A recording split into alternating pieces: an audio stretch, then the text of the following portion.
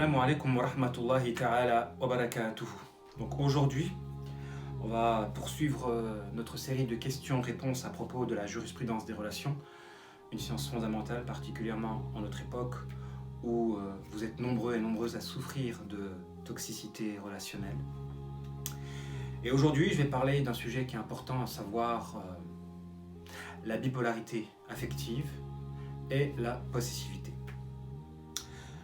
D'emblée, je lis la question. Cher frère, assalamu alaikum. Je suis actuellement en contact avec une personne avec qui je projette de me marier.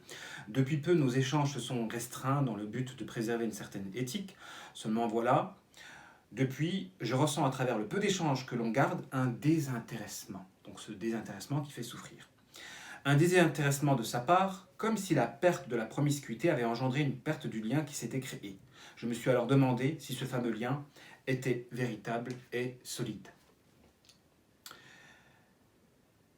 En introduction, parce que ce qui concerne notre sujet, on a besoin de comprendre la souffrance de cette personne qui subit le désintéressement de son prétendant.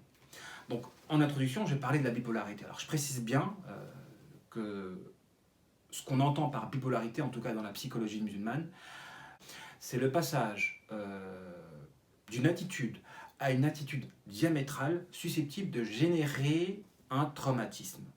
Quand vous avez une personne qui a un comportement et qui passe à un autre comportement opposé, sans qu'il y ait de cause à même de nous permettre de comprendre ce passage-là, on peut être frappé par un traumatisme à la hauteur de l'amplitude entre les deux réactions.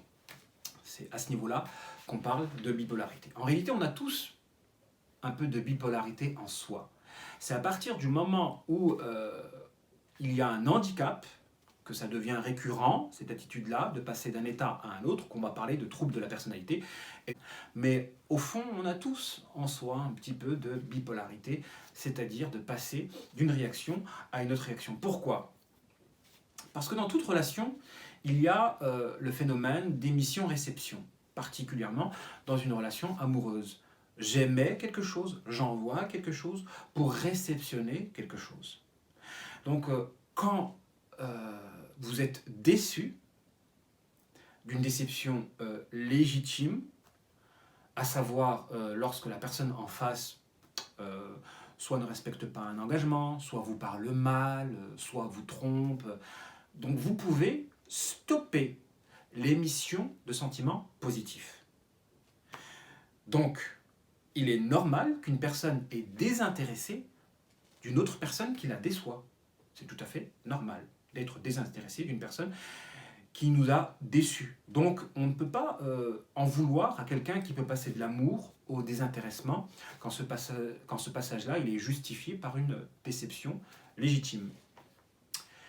Il peut avoir d'autres facteurs qui peuvent expliquer ce passage de l'amour au désintéressement quand ce n'est pas légitime. Et là, je vais mettre le doigt sur ces nombreux frères qui aspirent à voir ailleurs des conséquences de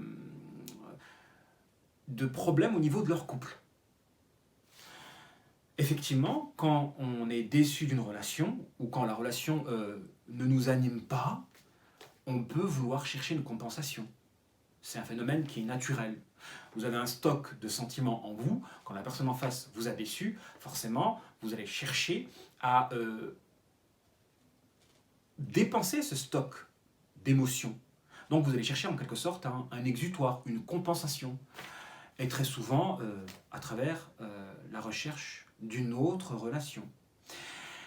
Et c'est là où j'aimerais mettre le doigt sur ces nombreux frères qui ne sont pas déçus du comportement de leur épouse. La déception, en réalité, elle s'est créée des conséquences de leur manquement à eux, de leur forfait, de leur péché.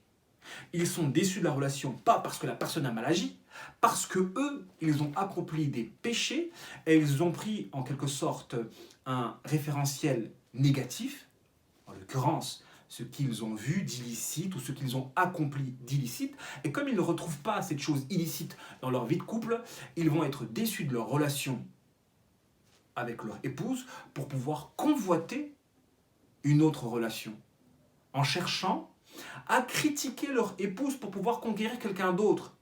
Et là, je mets le doigt et je tiens à dénoncer ces frères qui agissent de la sorte et qui aspirent à travers le religieux à faire valoir un vice. C'est malsain et c'est vil que de chercher à conquérir une personne par la critique d'une relation actuelle, surtout quand ce qui stimule à la recherche d'une autre relation, c'est un référentiel malsain. Vous n'êtes plus épanoui dans votre vie de couple parce que cette vie de couple n'est pas en phase avec un référentiel illicite. Regardez les dangers de la pornographie. Ça peut saboter des vies de couple lorsque vous avez des hommes qui recherchent une intensité dans la jouissance susceptible de ressembler à cette jouissance illicite. Donc forcément, comme il n'y a aucune commune mesure entre la jouissance illicite et la jouissance légale, ils vont être frustrés. Une frustration qui peut les pousser à aller voir ailleurs. Alors, pour beaucoup, c'est dans l'illicite qu'ils cherchent une compensation, et certains aspirent, à travers la recherche du halal, à justifier des penchants malsains. Et ces gens-là ne seront pas pourvus de baraka. C'est pas le sujet d'aujourd'hui, mais il est intéressant de le développer parce que ça peut expliquer de nombreux problèmes dans la vie de couple de nos frères et nos sœurs.